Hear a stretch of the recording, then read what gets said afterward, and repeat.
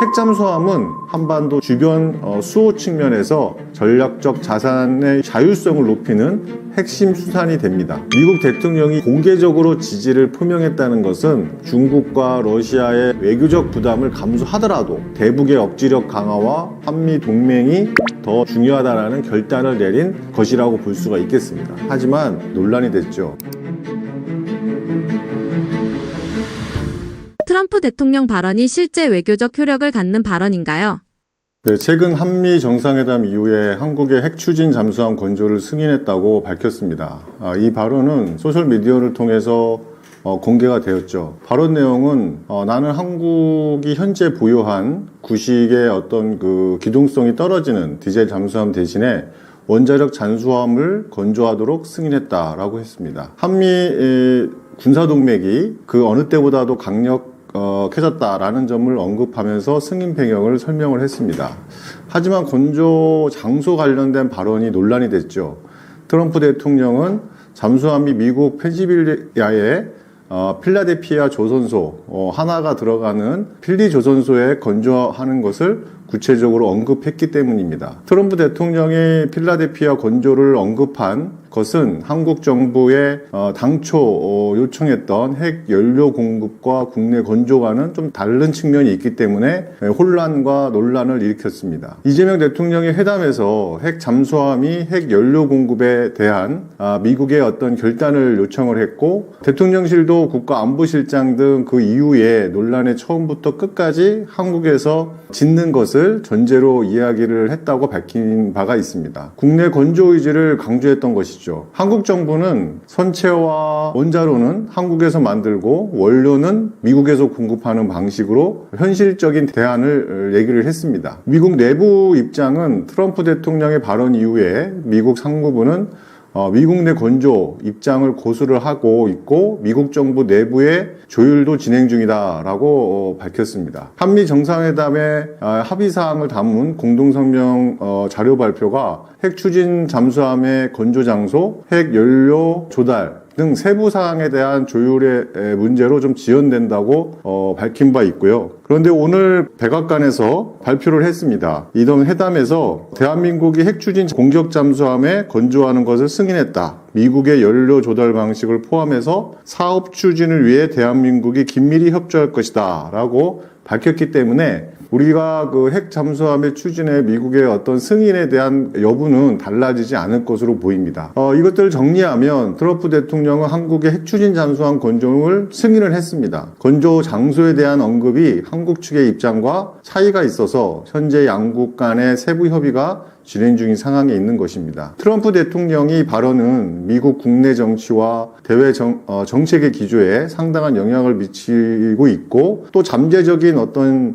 핵 추진 잠수함의 여러 가지 신호탄으로 봐야 할 것이라고 있습니다. 특히 잠수함과 같은 민감한 사항에 대한 미국 대통령의 언급은 한미 양국의 어떤 정책 결정자들에게 여러 가지 논의의 필요성을 던지는 효과를 가져오기 때문입니다. 당장의 어떤 법적, 외교적 효과는 없지만 미래 정책 변화의 어떤 방아쇠 역할을 할 수 있다라고 보기 때문에 이 발언에 우리가 관심을 가질 필요가 있는 것입니다. 핵 추진 잠수함은 민감한 핵기술 관련 사안이죠. 또 핵연료, 또 농축 유라늄에 대한 확보를 위해서 한미 원자력 협정 개정과 또 더불어서 여러 가지 그 예외 규정들을 마련을 해야 합니다. 미국 내에 관계부처와의 협의 또 승인이 필요한 복잡한 절차가 남아 있습니다. 이런 것에 따라서 우리 그 정부는 기존에 합의된 문안을 고수하면서도 미국 측 내부의 여러 가지 문안 요구에 나오고 있고 협의하고 있다고 알려져 있고요. 이러한 것들을 바탕으로 해서 한국의 핵 추진 잠수함의 건조는 승인이 되었지만 어디서 만들고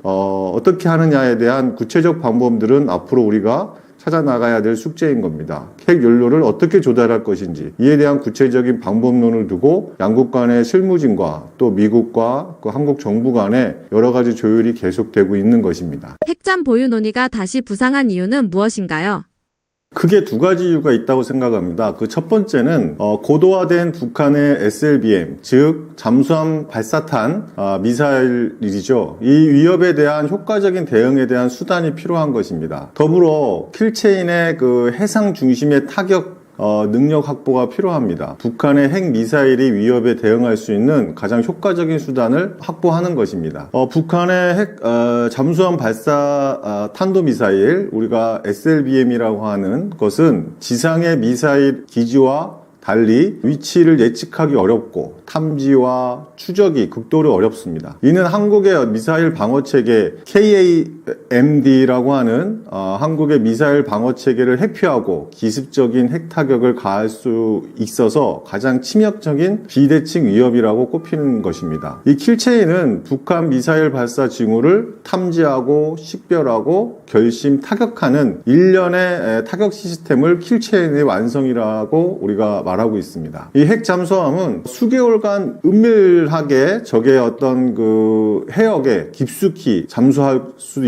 있어야 하고, 또 북한의 잠수함의 발사 거점을 사전에 탐지하거나 또 발사 직후 은밀하고 즉각적인 보복 타격을 할 수 있는 유의미한 플랫폼입니다. 이는 북한의 핵 공격에 대한 실질적이고 억지력을 제공할 수 있는 것이죠. 이러한 측면에서 핵 잠수함은 원자력을 동력으로 사용하기 때문에 디젤 잠수함과 달리 수중에서 연료 공급 없이 사실상 무제한으로 작전이 가능하기 때문에 북한 해역의 감시나 또는 SLBM의 잠수함 추적에 필수적인 요소입니다. 두 번째는 한국의 지정학적 위치에 비롯되는 전략적 어떤 능력 확보가 요구됩니다. 핵 잠수함은 최고 수준의 전략 자산으로 분류되고 있습니다. 이는 동맹국의 어떤 그 도움 없이 독자적으로 주변국에 대한 해양 감시나 또는 억지력에 대한 투사가 가능하다는 의미입니다. 인도 태평양 지역 전체에 미중 전략 경쟁이 심화되고 있는 요즘, 한국은 미국의 어떤 동맹국과의 안보의 협력을 유지하면서도 자국의 이익을 국대화하고 또 주변 강대국에 대한 어떤 대응 능력을 확보해야 하는 과제가 직면해 있습니다. 핵 잠수함은 이러한 유사시 한반도 주변 해역의 해상 교통 보호나 또는 해양